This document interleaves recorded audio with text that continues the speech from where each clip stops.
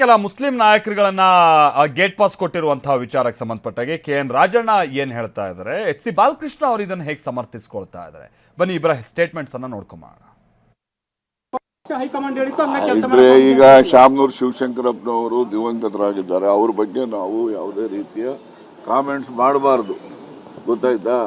ಆದರೂ ಕೂಡ ಶಿವಮೊಗ್ಗ ಎಲೆಕ್ಷನ್ಗೆ ಹೋಗಿ ಅವರು ರಾಘವೇಂದ್ರನಿಗೆ ಮತ ಹಾಕಿ ಅಂತೇಳಿ ಭಾಷಣ ಮಾಡಿಬಿಟ್ರು. ಅವಾಗೇನು ಕ್ರಮನೇ ಆಗಲಿಲ್ಲ.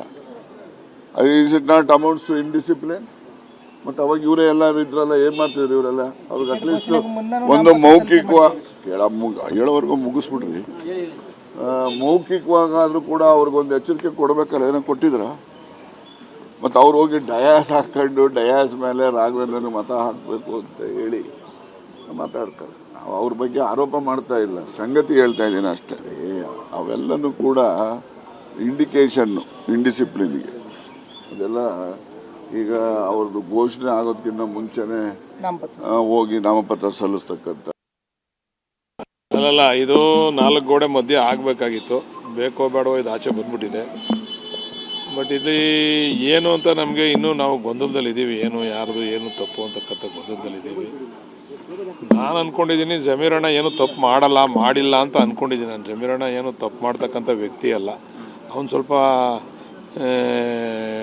ಎಮೋಷನಲ್ ಆಗಿ ಮಾತಾಡ್ತಾನೆ, ಅಷ್ಟು ಬಿಟ್ಟರೆ ಪಕ್ಷಕ್ಕೆ ಹಾನಿ ಆಗ್ತಕ್ಕಂಥ ವಿಚಾರಗಳೆಲ್ಲೂ ಕೂಡ ಅವ್ನು ಚರ್ಚೆ ಮಾಡಿಲ್ಲ ಅಂತ ಅಂದ್ಕೊಂಡಿದ್ದೀನಿ ನಾನು. ಅದು ನನಗೆ ಗೊತ್ತಿಲ್ಲ, ಸರಿಯಾಗಿ ವಿಚಾರ ಗೊತ್ತಿಲ್ಲ.